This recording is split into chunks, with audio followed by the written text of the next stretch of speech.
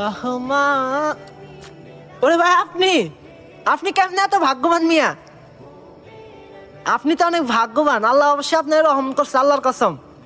কত খারাপ ভিডিও দেখছেন এতক্ষণ, তাই না? অনেক খারাপ ভিডিও দেখছেন আপনি এতক্ষণ। আর আল্লাহর কি রহমত, আমি নবীজির কালেমা পড়বো এই ভিডিওতে, অথচ আপনার কাছে এই ভিডিওটা গেছে, তাহলে আপনি অবশ্যই ভাগ্যবান। তাহলে যেহেতু ভাগ্যবান, আসেন নবীজিকে ভালোবেসে এই কালেমার দাওয়াতটি সবার কাছে পৌঁছে দেই। এই ফসানের দ্বারা কাল কিয়ামতের দিন আপনি ভাবতে পারবেন না, এখন থেকে কিয়ামত পর্যন্ত যতজন আপনার দ্বারা এই কালেমাটি শুনতে পারবে, আপনার আমলনামায় অগণিত সব লেখা হবে। সুবহানাল্লাহ। আসেন আমরা কালেমার দাওয়াতটি সবার কাছে পৌঁছে দেই, যেহেতু আপনি অনেক ভাগ্যবান। আপনি ভাগ্যবান হওয়া সত্ত্বেও যদি এই কালেমার দাওয়াতটা অন্যের কাছে পৌঁছে না দেন, তাহলে আপনার মতো হতভাগার কেউ নাই ভাই এই দুনিয়াতে। লা ইলাহা ইল্লাল্লাহ মুহাম্মাদুর রাসূলুল্লাহ সাল্লাল্লাহু আলাইহি ওয়াসাল্লাম।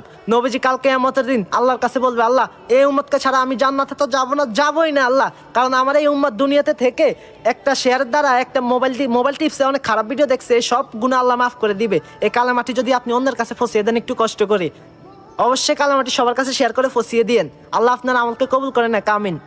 আর আমার ভাই পাগল ভাইবেন না, পাগলের মতো হয়তো বলি, আমি পাগল না। মানুষ অনেকে আমাকে পাগল বলে, আমি সারাদিন কালেমার দাওয়াত দিই দেখা।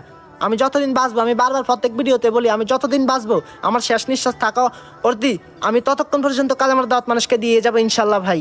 তো যাদের কাছে ভালো লাগে, নবীজিকে মন থেকে মহব্বত করেন, নবীজিকে ভালোবাসেন, তারা অবশ্যই কালেমার দাওয়াতটি সবার কাছে পৌঁছে দিয়েন। আমিন।